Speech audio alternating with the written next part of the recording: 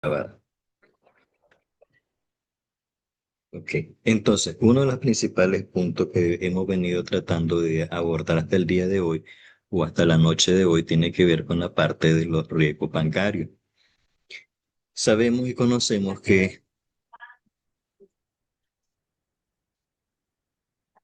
sabemos y conocemos que, por ejemplo, tenemos la principal fuente o la principal operaciones que tiene un banco en la parte de hacer préstamos, de brindar créditos en sus diferentes tipos de categorías. Cuando decimos en sus diferentes tipos de categorías, me refiero, por ejemplo, créditos personales, por ejemplo, crédito de vivienda, crédito de vehículo y hipotecario, etcétera. Entonces, cada vez que se otorga un crédito, tenemos el principal riesgo que es que la persona o que el prestatario no me devuelva el préstamo o no pueda pagar. Entonces, cuando nosotros venimos y decimos eso, lo principal es saber o estar enterado, hacer un análisis de que si la persona puede o no puede hacer los desembolsos requeridos.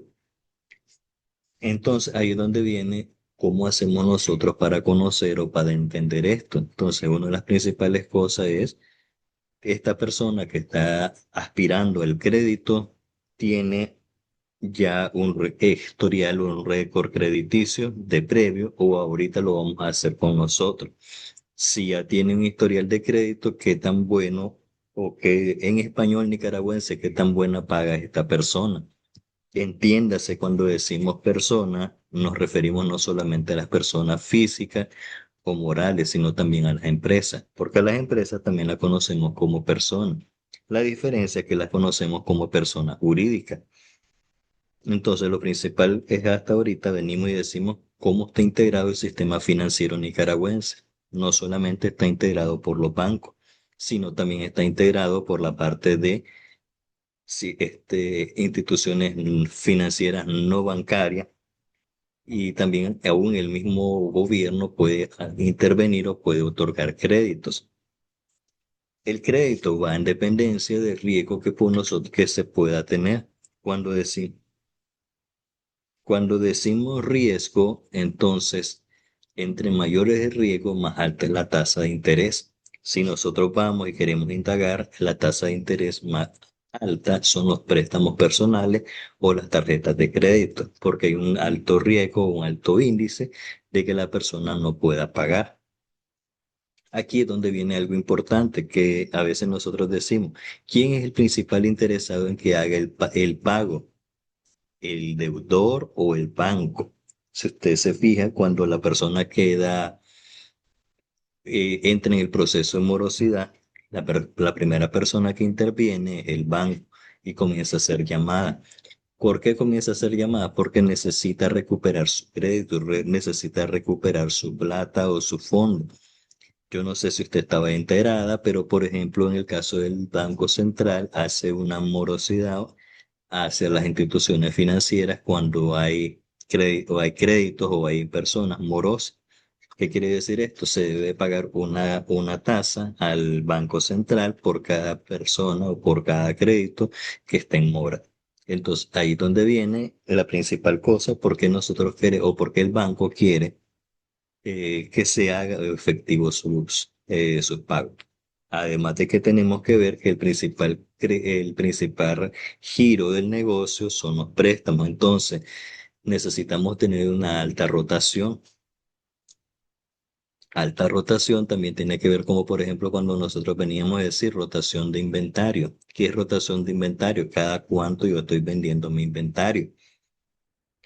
Entonces, ¿por qué es importante el sistema financiero nacional? Porque interviene y porque también viene y dinamiza la situación financiera del país. Es decir, a mayor cantidad de plata, mayor facilidad de obtener los recursos o de obtener más bienes y servicios. Ok, vamos a ir viendo, ahora vamos a tratar de hacer un pequeño análisis. Dígame. No, que también los bancos publican en sus sucursales una lista de morosos. Ah, sí, es correcto. hace esa publicación con el fin de, pues, hablemoslo en español nicaragüense, de incentivar, por así Ah, decirlo, incentivar pues el pago, por decirlo de una manera diplomática. sí. Ok, ahora viene la pregunta, entonces, ¿qué es lo principal que se busca para saber si podemos o no podemos hacer el préstamo? Y vamos a entrar a la parte que siempre tratamos de tener una parte en Excel. Vamos a poner aquí una pequeña visualización en Excel.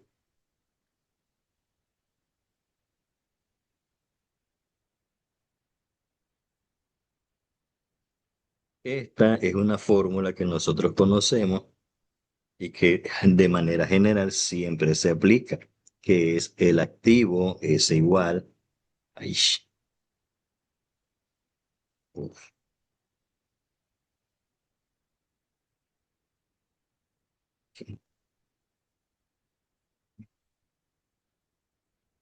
el activo es igual al pasivo más capital.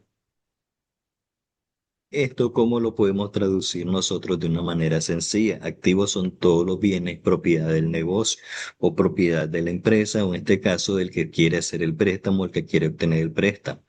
A veces nosotros cometemos el error de decir, tengo 5 millones de activos y no tengo pasivos. Aquí es donde entramos nosotros y decimos, toda empresa por lo general debe tener al menos tres tipos de pasivos que son fijos y que no son negociables, sino que sí o sí se deben de tener.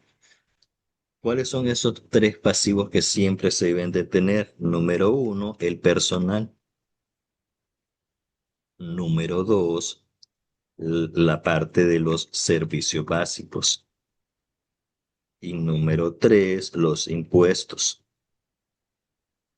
¿Por qué decimos que es obligatorio tener un pasivo del personal o un pasivo laboral? Por la sencilla razón que cuando nosotros contratamos a alguien o queremos decir vamos a contratar a Eliesi en el cargo de gerente o de administradora y le vamos a pagar un salario de 30.000 córdobas. Entonces, no le decimos a Eliesi, bueno, pase por recursos humanos firmando su contrato. Ok, eso de pasar por recursos humanos sí es algo que se da.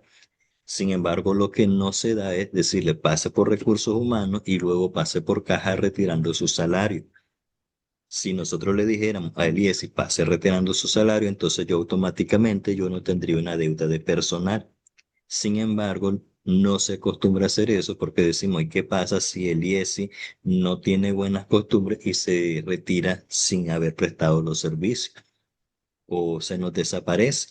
Entonces, para evitar todo eso, extrae el proceso de desconfianza que nosotros decimos, no tan solamente porque decimos pues se va a perder o se va a robar, etcétera, etcétera, sino por el hecho que primero tiene que brindar un servicio.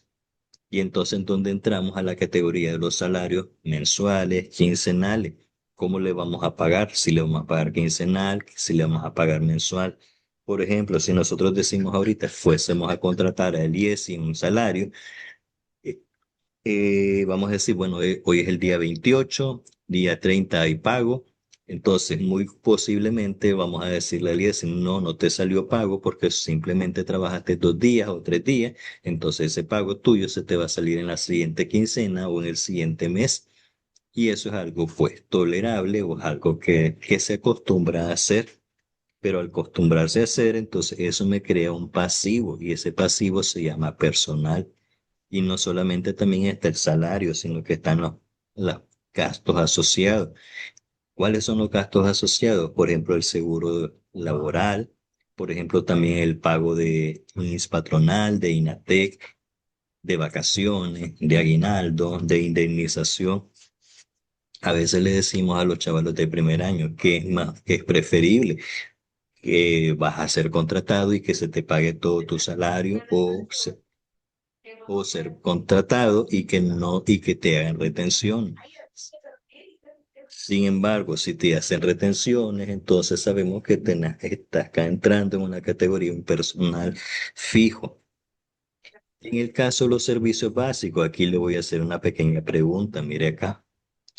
Es posible que nosotros podamos pagar ahorita el agua potable del mes de junio 2026. ¿Se puede o no se puede hacer ese pago? Ah, de junio, Pago de junio 2026.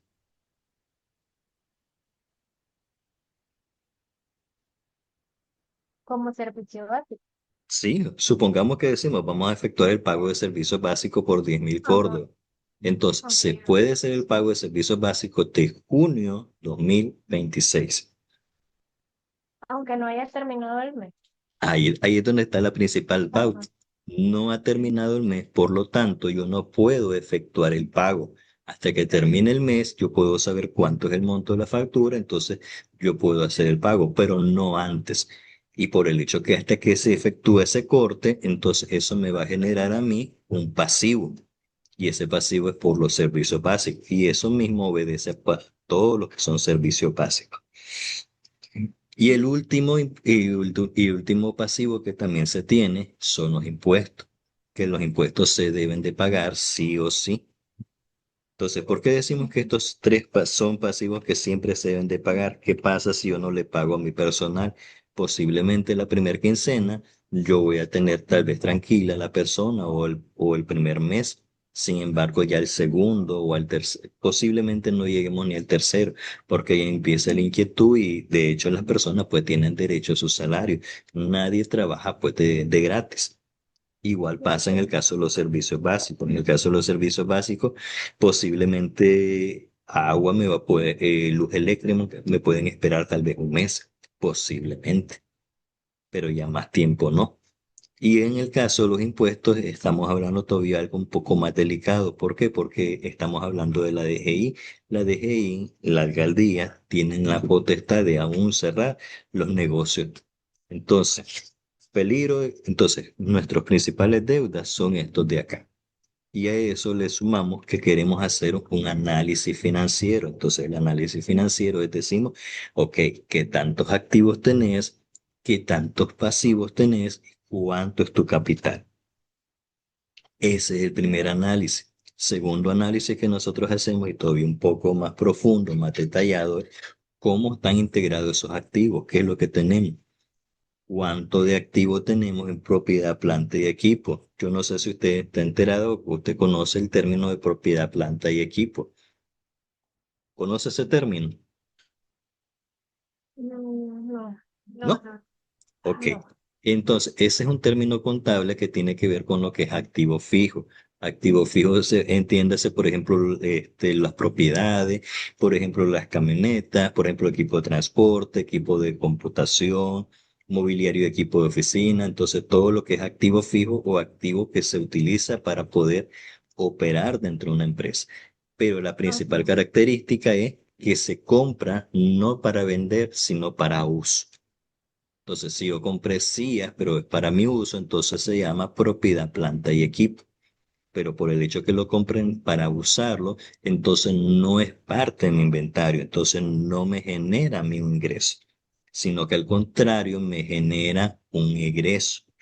Y ese egreso, ¿cómo lo conocemos nosotros? Lo conocemos como depreciación. ¿Recuerda o conoce qué es el término de depreciación? Sí, Ok, sí, ese sí. ok, entonces depreciación ya sabemos que es el uso o el desgaste de un bien, El desgaste de un bien, de algo material. de algo material, pero también eso Ujú. ocurre con los activos intangibles, pero en el activo intangible nosotros lo llamamos como amortización. Entonces, para hacer el primer análisis es qué porcentaje de deudas tiene el negocio. Y ese porcentaje lo obtenemos ¿de dónde? De nuestros pasivos. Es el primer análisis. Se aconseja que el pasivo no exceda el 30%. Si excede el 30%, hay peligro de no pago. Segundo porcentaje es el activo corriente o circulante.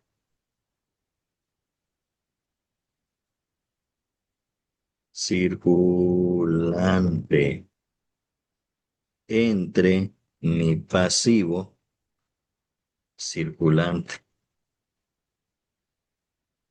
Traduzcámoslo todo esto al español nicaragüense. Son todos los activos que tenemos para nuestro uso, pero que tenemos para nuestro uso para poder operar y vender. Por ejemplo, tenemos lo que es caja, lo que es caja chica, lo que es bancos, lo que es inventarios, lo que es cuentas por cobrar. Todos estos son mis activos circulantes o mi activo corriente. Se conoce como activo circulante porque el cobro se hace en periodo menor a un año. Igual pasa con los pasivos. ¿Y para qué hago esta fórmula? Para saber qué tanto es mi índice de endeudamiento. Pero este índice de endeudamiento tiene que ver y se analiza. Tengo personas que me deben y tengo personas a las que yo debo. Entonces, ¿cómo está la razonabilidad de esa deuda? Por ejemplo, si decimos yo voy a pagar o me comprometo a pagar el día 20, entonces mis y esas son mis deudas. Entonces, mis deudores o mis deudas a favor tienen que tener un periodo menor a 20 días para poder cubrir las deudas que yo ya tengo. Por ejemplo, entonces venimos y decimos, bueno, de manera tradicional, ¿cuál es el ingreso que tenemos como personas naturales corrientes? Mi salario. Entonces, mi salario, mi pago es de manera quincenal o de manera mensual. Entonces, yo me voy a comprometer con el acreedor al que le debo. Mira, yo te puedo pagar a más tardar el día 2 o 3 del mes siguiente para tener una holgura, para que si ocurre cualquier situación, sobre todo en el caso cuando tenemos esa parte de la deuda. Entonces, ¿cómo hacemos para recuperar? Entonces, volvemos a recapitular. Primera parte, decimos, es el índice de las deudas de manera general, que se obtiene el activo y restándole el pasivo.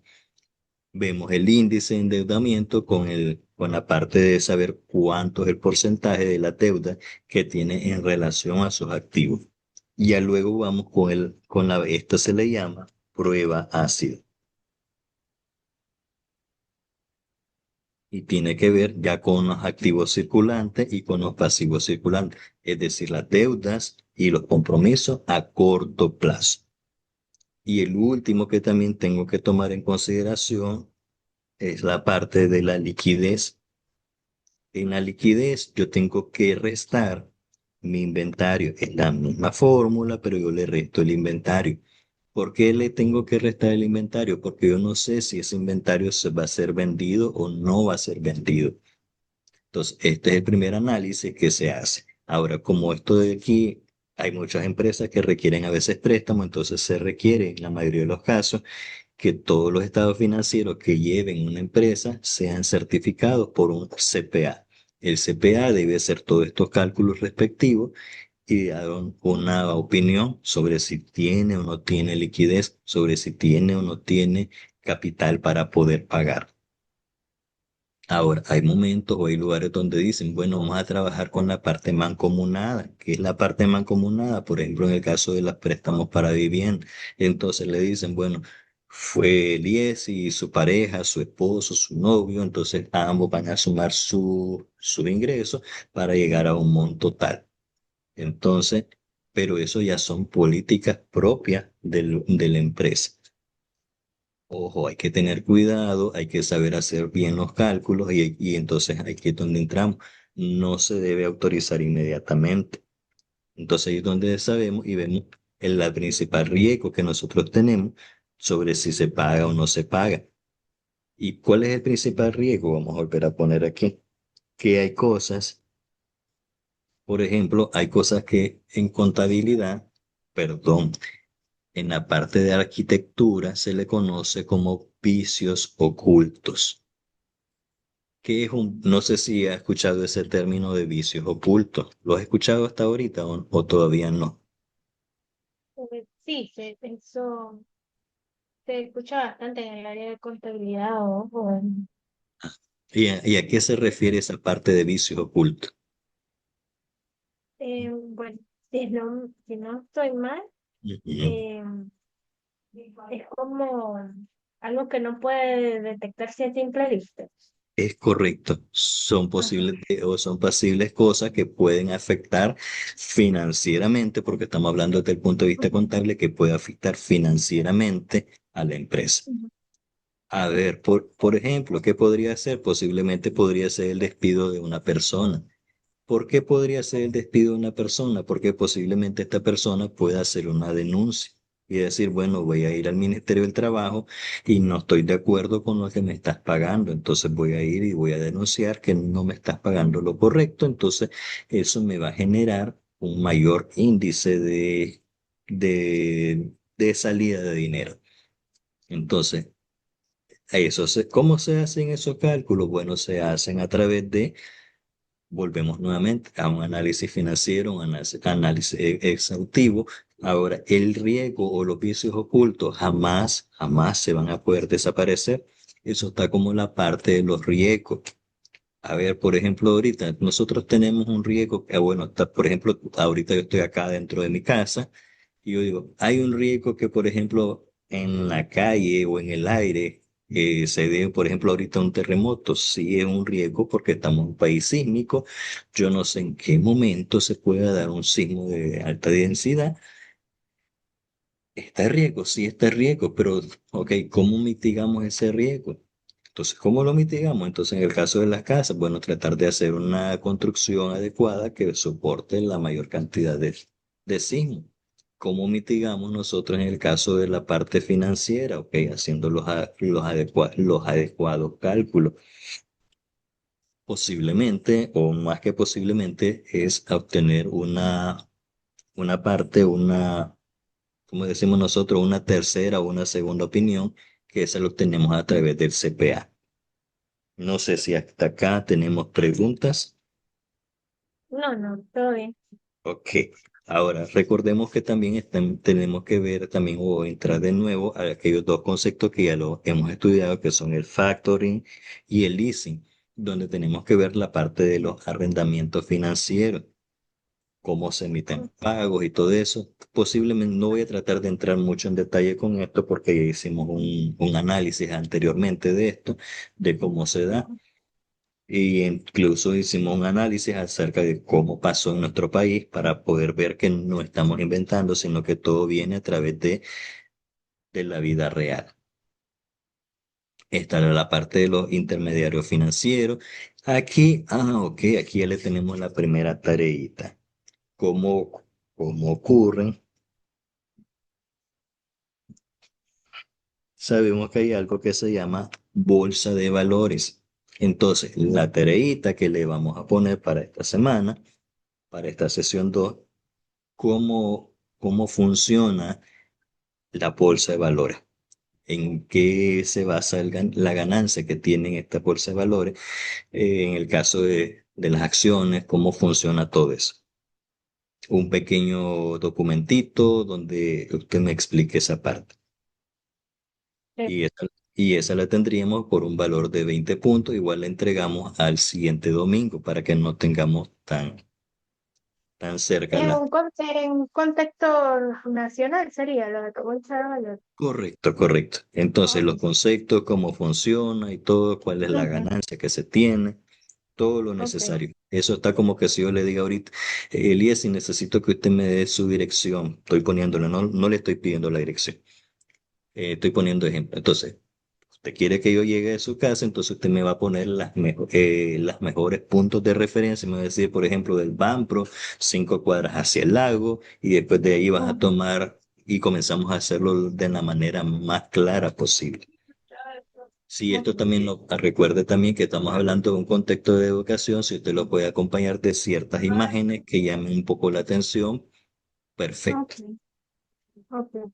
Entonces, eso sería la tarea o la parte para el día de hoy. Y bueno, ahorita ya está solo de visualizar las tareitas que habíamos quedado el día de ayer para que ya vayamos acumulando los primeros puntajes. Recordemos que vamos a tratar de finalizar con la creación de un banco, con la parte del control interno de ese banco. para que podamos hacerlo de la mejor manera. ¿Dudas, preguntas hasta acá? No, todo muy claro. Entonces, tratamos de ir a lo más, ¿cómo decimos nosotros en el español nicaragüense, el meollo o al punto básico de la clase? Sí, Entonces, si no tenemos dudas, si no tenemos preguntas, pues por acá quedaríamos y pues cualquier cosa, estamos pues a sus órdenes. Ya todo esto se deja grabado, como usted mira, se deja todas las cosas por medio de plataforma para que vayamos de la mejor manera. sí, todo bien. Gracias, profe. Dele pues buenas noches, esperamos escucharnos, vernos la próxima semana si Dios lo permite. Claro que sí, buenas noches.